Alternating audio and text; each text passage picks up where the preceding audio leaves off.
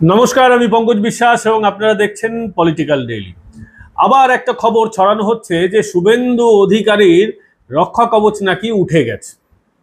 শুভেন্দু অধিকারীর এই রক্ষা কবচ উঠে যাওয়াকে যে ফোকাস করা হচ্ছে তার আড়ালে ঠিক কি কি ঘটনা ঘটেছে, যেভাবে হাইকোর্টে রাজ্য পুলিশ একেবারে শটানে ভর্ৎসিত হলো, যেভাবে রাজ্য পুলিশ হাইকোর্টে চড় খেলো, সেটা তো কেউ বলছে না। মোট 20-21টা মামলা, এই 21টা মামলার মধ্যে 15টা মামলা কিন্তু খারিজ হয়ে গেছে। অর্থাৎ রাজ্য সরকার যে ভুয়ো মামলা করাচ্ছিল পুলিশকে দিয়ে, প্রশাসন যে ভুয়ো মামলা করছিল, পুলিশের যে মামলাগুলো একেবারে মিথ্যা, তার কোনো সারবত্তা নেই, সেটাই কিন্তু আদালতে প্রমাণিত হয়ে গেল। মাত্র 4টি মামলা রয়েছে, তার মধ্যে একটি নন্দীগ্রামের রয়েছে, একটি মানিকতলার রয়েছে, আর এই কটা মামলা 4টে মামলার, তাতেও কিন্তু পুলিশের উপরে হাইকোর্ট একেবারে আস্থা রাখতে পারেনি, সঙ্গে সিবিআইকে জুড়ে দেওয়া হয়েছে। অর্থাৎ জয়েন্ট ইনভেস্টিগেটিভ টিম যেটা হয়েছে, special investigative team, joint investigative team, অর্থাৎ সিবিআই এবং পুলিশকে যৌথভাবে করতে হবে। পুলিশ চেয়েছিল তারা একবারে মামলা করবে, সেটা কিন্তু হয়নি। পুলিশের করা মামলাতেই সিবিআই এর উপরেও ভরসা রাখা হয়েছে। সিবিআই এবং পুলিশ এবার থেকে তদন্ত করবে। ফলে ওই সকালে বিকেলে শুভেন্দু অধিকারীকে ডেকে এই বসিয়ে রাখো, তাকে কর্মসূচিতে যোগ দিতে দিও না, তাকে টাইট দাও, ঘন্টার পর ঘন্টা উত্তেজিত করো, এইটা কিন্তু হতে যাচ্ছে না। তদন্ত দুজনকে মিলে করতে হবে, একতরফা কেউ কোনো সিদ্ধান্ত নিতে পারবে না। এমনকি 2টি মামলাতে যেগুলো মামলা করেছে পুলিশ, তাতে রিপোর্ট এখন পুরোপুরি জমা পড়েনি। আগামীকাল অর্থাৎ অক্টোবর 25 পুলিশকে আদালতে রিপোর্ট জমা দিতে বলা হয়েছে। আর এই যে নির্দেশিকাটা ছিল শুভেন্দু অধিকারী রক্ষা কবচ, এটা মামলা চলা অবধিই ছিল। এটা একটা অন্তর্বর্তী আদেশ ছিল যে রিট পিটিশন শুভেন্দু অধিকারী, এবং কোন মামলা করেছেন নিজেই শুভেন্দু অধিকারী। তিনি এই যে পরপর মামলা হচ্ছে, 21টা মামলাকে একসঙ্গে নিয়ে গিয়ে সংগঠিত করে তিনি হাইকোর্টে জমা দিয়েছিলেন। অর্থাৎ তিনি আবেদন করেছিলেন যে তাকে রক্ষা কবচ দেওয়া হোক, তারই মামলার এটা রায় এসছে। তার মানে এই নয় শুভেন্দু অধিকারীর আর রক্ষা কবচ তিনি পাবেন না, ব্যাপারটা এরকম নয়। তিনি এই মামলার সমস্ত কাগজপত্র দেখে নিয়ে, আবার যদি পুলিশ বারবারন্ত করে সেক্ষেত্রে কিন্তু তার কাছে আবার অপশন থাকছে, তিনি রিট পিটিশন আবার করবেন, আবার রক্ষা কবচ তিনি বহাল তবিয়তে পেয়ে যেতে পারেন যদি পুলিশ কোনো বারবারন্ত করে। সকাল থেকে ভুল ব্যাখ্যা হয়েছে। টিভি চ্যানেলগুলোর যা কাজ সেটা তারা করবে, যেটা তাদের এডিটোরিয়াল পলিসি সেটা করবে। কুণাল ঘোষ গেল রব তুলেছেন, কংগ্রেসের এক্স বিধায়ক মিল্টন রশিদ গেল রব তুলেছেন। কিন্তু আসলে কি ঘটনাটা ঘটেছে আমি সরাসরি শুভেন্দু অধিকারীর আইনজীবী বিল্লদল ভট্টাচার্য তার মুখেই আপনাকে শোনাবো, আপনাদের সকলকে শোনাবো তিনি ঠিক কি বলছেন। কারণ এটা একটা আইনি ব্যাপার, এর ব্যাখ্যা অত সহজ নয়। শুনুন বিল্লদল বাবু কি বলছেন। জিনিসটাকে মিসইন্টারপ্রেট করা হচ্ছে, প্রোটেকশন কথাটা বলাটা ভুল হবে। আমি তো আপনাদেরকে এক্সপ্লেইন করলামই এতক্ষণ ধরে যে অর্ডারটি ছিল সেটা হচ্ছে ওটা অন্তর্বর্তী আদেশ ছিল, এবং বলা হয়েছিল হচ্ছে যে যতক্ষণ এই আদালতের মামলাগুলি পেন্ডিং আছে, নতুন যদি কোনো এফআইআর করতে হয় আদালতের অনুমতি নিয়ে করতে হবে। এফআইআর করা যাবে না কিন্তু বলা ছিল না, আদালতের অনুমতি নেওয়ার কথা বলা ছিল। এবং সেক্ষেত্রে রাজ্য সরকার বেশ কয়েকবার অ্যাটেম্প্ট করেছেন ও এফআইআর রেজিস্টার করার মাননীয় বিরোধী দলনেতার বিরুদ্ধে। 2-3টি অ্যাপ্লিকেশনও করেছিল, 2-3টি অ্যাপ্লিকেশনের মধ্যে কয়েকটি অ্যাপ্লিকেশন তারা উইথড্র করে।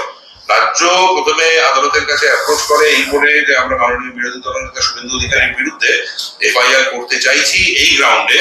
তারপরে রাজ্য নিজে মামলা শুনানি চলার সময় যখন বুঝতে পারে যে তারা এফআইআর এর রেজিস্ট্রেশনটাকে আপলোড করতে পারছে না, তখন তারা সেই অ্যাপ্লিকেশনে নিজেদের উইথড্র করে। তো দেরফর আমি যেটা বললাম আবার রিপিট করছি, রক্ষা কবচ প্রত্যাহার কথাটা বলা ভুল হবে। আদালতের বক্তব্য ছিল প্রথম থেকেই যে কোনো এফআইআর রেজিস্টার করতে গেলে আদালতের অনুমতি নিয়ে করতে হবে। এটি যদি বলা হয় তাহলে রাজ্য কোনো রাজনৈতিক অ্যাডভান্টেজ দেওয়ার জন্য বা রাজনৈতিক মাইলেজ দেওয়ার জন্য এই কথা বলছে। অ্যাকচুয়ালি আমরা সবাই মাননীয় বিরোধী দলনেতার বক্তব্য হচ্ছে যে ওনার বিরুদ্ধে যে এই পুলিশি হয়রানি চলছিল, যেটিকে চ্যালেঞ্জ করা হয়েছিল, সেটা তো সম্পূর্ণভাবে রাজনৈতিক কারণে, আর কোনো কারণে তার বাইরে নেই। আপনারা শুনলেন শুভেন্দু অধিকারীর আইনজীবী বিল্লদল ভট্টাচার্যের কথা। তিনি যেটা বলছেন যে রাজ্য সরকারের উদ্দেশ্য প্রণোদিত এফআইআর, সেটা তো আজকে প্রমাণিত হলো। 15টা এফআইআর খারিজ হয়ে গেছে। ভাবতে পারেন 15টা এফআইআর কোয়াশ হয়ে গেল, খারিজ। অর্থাৎ বোঝা যাচ্ছে যে এই সমস্ত এফআইআর গুলো উদ্দেশ্য প্রণোদিত ভাবেই কি করা হয়েছিল। তা না হলে এতগুলো এফআইআর খারিজ হলো কেন? খারিজ হওয়া মানে এফআইআর এর কোনো সারবত্তা নেই, পুরো ঢপের কীর্তন। আসলে কি আর বলবেন, এই সরকার তো শুধুমাত্র বিরোধী দলগুলোকে এই পুলিশ কেসে ফাঁসিয়ে দেওয়ার যে ছকটা কষেছে 2011 সালের পর থেকে, বিরোধী দল করলেই মামলায় মোকদ্দমায় ফাঁসিয়ে দাও। আর শুভেন্দু অধিকারী যেহেতু তৃণমূলের বিরুদ্ধে, মমতা বন্দ্যোপাধ্যায়ের বিরুদ্ধে, অভিষেক বন্দ্যোপাধ্যায়ের বিরুদ্ধে একের পর এক সমস্ত কিছু ফাঁস করে দিচ্ছেন, তাই তার মুখটা তো বন্ধ করাতে হবে। এবং মুখ বন্ধ করানোর জন্য শুভেন্দু অধিকারীর সঙ্গে এটা করা হচ্ছে। শুভেন্দু অধিকারী শুধু একা নন, আপনাদেরকে মনে থাকবে যে যখন দল বদল করে ব্যারাকপুরের দোর্দণ্ড প্রতাপ, ওখানকার সাংসদ ছিলেন অর্জুন সিং, যেই তৃণমূল থেকে বিজেপিতে এলেন, হয়ে গেলেন নাকি কুখ্যাত। একের পর এক মামলা তাকে করা হলো। যত নেতা তৃণমূল ছেড়ে বিজেপিতে এসছেন, পরপর পরপর মামলা করা হলো, পরপর তাদের বিরুদ্ধে কুৎসা হলো। রাজীব বন্দ্যোপাধ্যায় ফিরে গেছেন, কিন্তু যখন তিনি বিজেপিতে এসেছিলেন, মমতা বন্দ্যোপাধ্যায় নিজের মুখে বলেছিলেন যে বনসহায়ক মামলায়, বনসহায়ক যখন নেওয়া হয়েছে তাতে নাকি দুর্নীতি হয়েছে। রাজীব ব্যানার্জি এখন তৃণমূলে ফিরে গেছেন, এখন তিনি ধোয়া তুলসী পাতা। এরকম বহু উদাহরণ রয়েছে। এবং মমতা বন্দ্যোপাধ্যায় যার কথা বলছি, তার বিরুদ্ধেই তো বহু মামলা ছিল বাম আমলে। আপনাদের মনে থাকবে তখন তিনি বিরোধী নেত্রী, কাছারি মাঠে সভা হয়েছে, সভায় ব্যাপক হাঙ্গামা হলো, গুলি টুলি নাকি বাইরে থেকে চলেছিল, এমনটা অভিযোগ ওঠে। মমতা বন্দ্যোপাধ্যায়ের বিরুদ্ধে ভয়ঙ্কর ধারায় মামলা হয়েছে, একাধিক মামলা হয়েছে মমতা বন্দ্যোপাধ্যায়ের বিরুদ্ধে বাম জমানায়। মমতা বন্দ্যোপাধ্যায়ের দলের বহু নেতার বিরুদ্ধে মামলা হয়েছিল। সেই মামলাগুলো কিন্তু এখন আর খুঁজে পাওয়া যাবে না। অনুব্রত মণ্ডল, তার বিরুদ্ধে যতগুলি মামলা ছিল, সব মামলা প্রায় রাজ্য সরকার মানে পুলিশে করা মামলা, বাম আমল থেকে আজ পর্যন্ত সবকটা মামলায় প্রায় তিনি খালাস পেয়ে গেছেন। এটাই এ রাজ্যের দস্তুর। পুলিশের সঙ্গে শাসক দলের ঘনিষ্ঠতা, এবং শাসক দল করলে পুলিশ কিছু দেখতে পাবে না। মামলা হলো, মামলা তো প্রথমে নিতে গিয়ে যে কি গড়িমসি করা হয় সেটা তো সবারই জানা রয়েছে, কিন্তু মামলা হলো সেগুলো চার্জশিটের মাধ্যমে খালাস করে দেওয়া হবে। আর বিরোধী দল হলে তাদেরকে মামলার পর মামলা এটা করা হবে। কিন্তু তাতে হবেটা কি? অশ্বডিম্ব প্রসব হবে এতে। শুভেন্দু অধিকারীর বিরুদ্ধে এরপর যদি দেখা যায় পরপর এফআইআর হয়, আবার তিনি যাবেন আদালতে, হাইকোর্টে, আবার একটা রিট পিটিশন করলে তার কাছে সুযোগ থাকছে আবার নতুন করে এই রক্ষা কবচ নিয়ে নেওয়ার। এখন থেকেই দেখছি তৃণমূলের বহু নেতা, কচুবনে লাথি খাওয়া নেতারা উৎফুল্লিত হয়ে পড়েছেন। একজন নেতা আছেন, সল্টলেকে তার বাড়ি, এখন তৃণমূল করছেন, কংগ্রেস করতেন, বিজেপি করেছেন দীর্ঘদিন, জয়প্রকাশ বাবু বলেছেন যে শুভেন্দু অধিকারীর সঙ্গে নাকি রাজাশেখর মান্থার ঘনিষ্ঠতা তৈরি হয়ে গেছিল, তাই রাজাশেখর মান্থা বন্ধুত্বের সুযোগে নিয়ে তাকে এই রক্ষা কবচটা দিয়েছিলেন। আমি প্রশ্ন করতে চাই যে তৃণমূলের মুখপাত্রের জয়প্রকাশ মজুমদারের এই মন্তব্য আদালত অবমাননায় সামিল কিনা? আদালত কি নিজে থেকে এটা সুমোটো করবে? আমি মনে করি বিজেপি নেতাদের বা বিরোধী যে কোনো শুভবুদ্ধি সম্পন্ন মানুষের উচিত কন্টেম্পট অফ কোর্ট মামলা ফাইল করা।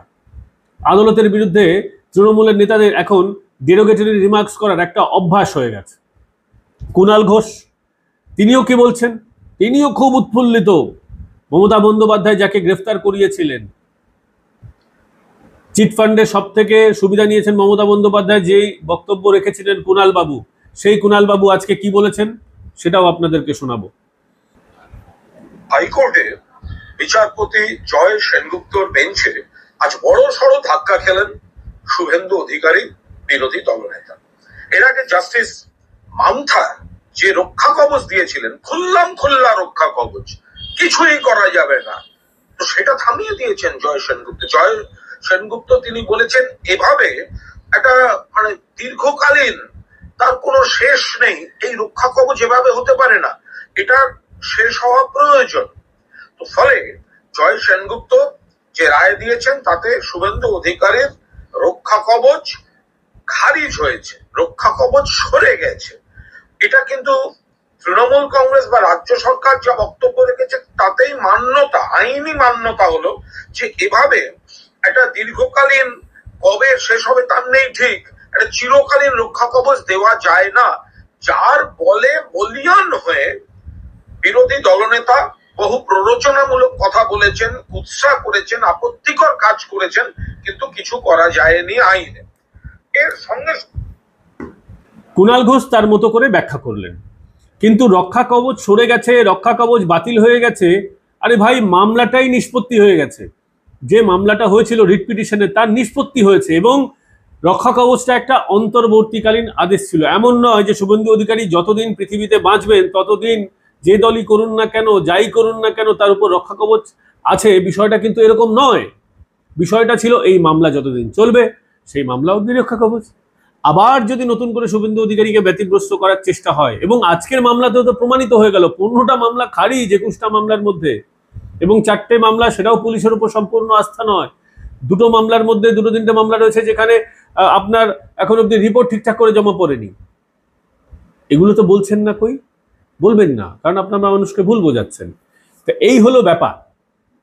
এবার কুণাল ঘোষ উৎফুল্লিত হয়ে পড়ছেন, ভাবছেন যে মামলার পর মামলা হবে। তৃণমূল, আমি একটা বিশ্বস্ত সূত্র মারফত খবর পেয়েছি, এবং তৃণমূলের অনেক নেতারাই বলছেন, বলা বলি শুরু করে দিয়েছেন যে জেলায় জেলায় শুভেন্দু অধিকারীর বিরুদ্ধে তারা মামলা করবেন। করুন, করতেই পারেন, এফআইআর করতেই পারেন। পুলিশ আপনাদের সঙ্গে এত ভালো সম্পর্ক। তৃণমূল নেতাদের কালী পুজোর অনুষ্ঠানে আইসিদের দেখা যাচ্ছে উত্তরীয় নিচ্ছে, সংবর্ধনা নিচ্ছে। হতে পারে, বন্ধুত্বের খাতিরে অনেক কিছু হতে পারে রাজ্যে, ভালো কথা, হতেই পারে, সমস্যা নেই। কিন্তু জানবেন, দেশে এখনো আইন কিন্তু বেঁচে আছে।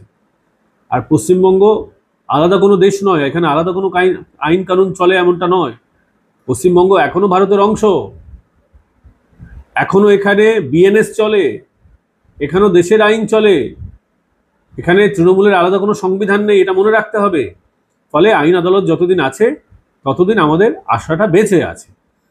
এবং যারা সেটিং বলেন না, তৃণমূল আর বিজেপির সেটিং, আজকে দেখে নিন যে আদৌ কোনো সেটিং আছে কিনা, এবং সেটিং কাদের সঙ্গে আছে। সেটিং যারা বলে চিৎকার করেন, সেই সিপিএম এবং কংগ্রেস, তাদের সঙ্গে সেটিং রয়েছে। সিপিএম এর নেতারা তো উৎফুল্লিত, কংগ্রেসের নেতারা যা বিবৃতি দিতে শুরু করেছেন, ভাববেন যে তৃণমূলের থেকে তারা বেশি আনন্দিত হয়ে পড়েছেন। আপনাদেরকে শোনাই, এই শুভেন্দু বাবুর রক্ষা কবচ তুলে নেওয়া নিয়ে প্রাক্তন বিধায়ক মিল্টন রশিদ এবং তিনি কংগ্রেসের রাজ্যের সাধারণ সম্পাদক, কি আনন্দ, কুণাল বাবুর থেকে বেশি আনন্দ তার। শুনুন না কি বলছেন। কালিয়া শুভেন্দু, হাইকোর্টের রক্ষা কবচ উঠে গেল। কয়েকদিন আগে বলেছিলাম হাইকোর্টের জাস্টিসদের, একে রক্ষা কবচ দেওয়া মানে দিনের পর দিন এই রক্ষা কবচটাকে ব্যবহার করে একটা সম্প্রদায়ের উপরে বাজে মন্তব্য, বাজে কথা, বাজে কাজকর্ম। আজকে হাইকোর্টকে অশেষ ধন্যবাদ জানাই, তার রক্ষা কবচ তুলে দিয়েছে। এবার দেখছি শুভেন্দু বাবু কত খিস্তি মারতে পারে, কত বাজে কথা বলতে পারে একটা সম্প্রদায়ের উপরে। বোঝা গেল মিল্টন রশিদ বাবুর খুব দক্ষ হয়েছে। শুভেন্দু অধিকারী দুষ্কৃতীদের বিরুদ্ধে হয়তো কিছু বলেছেন, বা যারা অন্যায় কাজ করে তার বিরোধিতা করেন।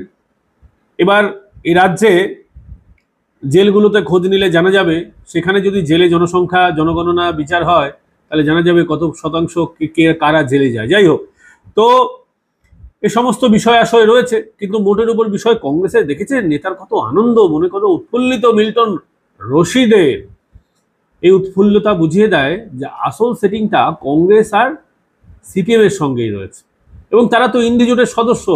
একেবারে দিল্লিতে তাদের বিরাট দোস্তি। এ রাজ্যে অবশ্য কুস্তি এখন আর হয় না কংগ্রেসের সঙ্গে, এ রাজ্যেও দোস্তি, দিল্লিতেও দোস্তি। এমত অবস্থায় আদৌ কি কোনো লাভ করতে পারবে, শুভেন্দু অধিকারীকে বিপদে ফেলতে পারবে? আপাতত মনে হচ্ছে যে আপন নাচ নিজেরা নেচে নিক তৃণমূল কংগ্রেস, খুব একটা এতে কিন্তু লাভ হবে না। তবে এটা ঠিক, যত নির্বাচন এগিয়ে আসবে তত বিরোধী দলের নেতাদের উপরে, শুধুমাত্র শুভেন্দু অধিকারী নয়, অন্যান্য নেতাদের উপরেও তত বেশি এই রাজ্যের পুলিশ খড়গহস্ত হবে, তত বেশি মামলা মোকদ্দমায় ফাঁসিয়ে দেওয়ার চেষ্টা হবে। সাংবাদিকদেরও, ইউটিউবারদেরও সাবধান হয়ে কথাবার্তা বলার প্রয়োজন আছে, না হলেই কিন্তু বিপদ। আপনারা দেখেছেন এক মহিলা ইউটিউবার সাংবাদিককে কিভাবে পরপর নোটিশ দেওয়া হয়েছে। কিছুদিন আগে আমি একটা নোটিশ খেয়েছি। গত বছর গ্রেফতার করা হয়েছিল, এবছরও বেশ কয়েকটা মামলা হয়েছে, কিন্তু গ্রেফতার করতে পারেনি। এবং নির্বাচন যত এগিয়ে আসবে ততই শাসক দল এই ধরনের বদমাইশিগুলো কিন্তু করবে, কারণ তারা জানে এসআইআর হলে ভরাডুবি নিশ্চিত। এসআইআর শুরু হয়ে গেছে, ম্যাপিংয়ের কাজ বিভিন্ন জেলায় সম্পূর্ণ হয়ে গেছে, তাতে কোথাও কোথাও 20%, কোথাও কোথাও 30% ভোটারদের খোঁজ নেই। এই ভোটারদের যে খোঁজ নেই, ভুয়ো ভোটার, এদের মধ্যে সকলে ভুয়ো ভোটার আমরা সেটা বলছি না, কিন্তু একটা বড় অংশ ভুয়ো ভোটার। এক একটা বিধানসভা কেন্দ্রে 40,000 50,000 করে নতুন আবেদন পড়েছে, তাদের মধ্যে অনেক সন্দেহজনক ভোটার রয়েছে। এসআইআর ঠিকঠাক করে হলে মমতা বন্দ্যোপাধ্যায়ের ক্ষমতা চলে যাওয়াটা প্রায় নিশ্চিত। আর সেই কারণেই টার্গেট বিজেপিকে টার্গেট করা হচ্ছে। আপাতত বন্ধুরা এখানেই ভিডিওটা শেষ করছি, আগামীকাল ফের দেখা হবে অন্য কোনো বিষয় নিয়ে। যারা জয়েন বাটন ক্লিক করে আমাদের সদস্য হয়েছেন প্রত্যেককে ধন্যবাদ জানাচ্ছি। এই ধরনের ইন্টারেস্টিং ভিডিও পাওয়ার জন্য আপনারা সাবস্ক্রাইব বাটনটা ক্লিক করে দিন, পাশের বেল আইকন প্রেস করে অন করে দিন, যাতে অল নোটিফিকেশন আপনারা পেয়ে যান, সব একদম ভিডিও ছাড়ার সঙ্গে সঙ্গে নোটিফিকেশন পেয়ে যান। আর অন্য চ্যানেলগুলোতে যেরকম ভুলভাল ব্যাখ্যা করা হয়, সঠিক ব্যাখ্যা শুনুন একমাত্র পলিটিক্যাল ডেইলিতে। আমাদের আরেকটা চ্যানেল রয়েছে, তার নাম পলিটিক্যাল ডোজ, আমাদের দ্বিতীয় চ্যানেল করতে হলো তার কারণ হচ্ছে এই যে ডিজিটাল যোদ্ধারা আছে তারা আমাদের সাথে যুদ্ধ শুরু করে দিয়েছেন। অনেক সময় রিপোর্ট করছেন, ডিসলাইক করছেন, যাতে ভিডিওর অ্যালগোরিদম ডাউন হয়ে যাচ্ছে। আপনাদেরকে বলবো বেশি বেশি করে লাইক করুন, ভিডিওর ভিতরে কমেন্ট বক্সে কমেন্ট করুন, যাতে অ্যালগোরিদমটা হাই থাকে। আর আমাদের মতো নতুন চ্যানেল যারা আছে তাদের একটা হাইপ বলে অপশন আছে, হাইপ আপনারা বেশি বেশি করে দিন, তাতে ভিডিওর আপনাদের কাছে বেশি করে রিচ হবে, আপনারা বেশি বেশি করে এই ভিডিও দেখতে পারবেন। নতুন নতুন মানুষদের কাছে যারা এই ধরনের ভিডিও দেখতে চান তাদের কাছে এই ভিডিওগুলো পৌঁছে যাবে। তাই হাইপ করুন, সাবস্ক্রাইব করুন, লাইক করুন, শেয়ার করুন, কমেন্ট করুন। ভালো থাকবেন, সুস্থ থাকবেন। আগামীকাল ফের দেখা হচ্ছে, ভালো থাকবেন।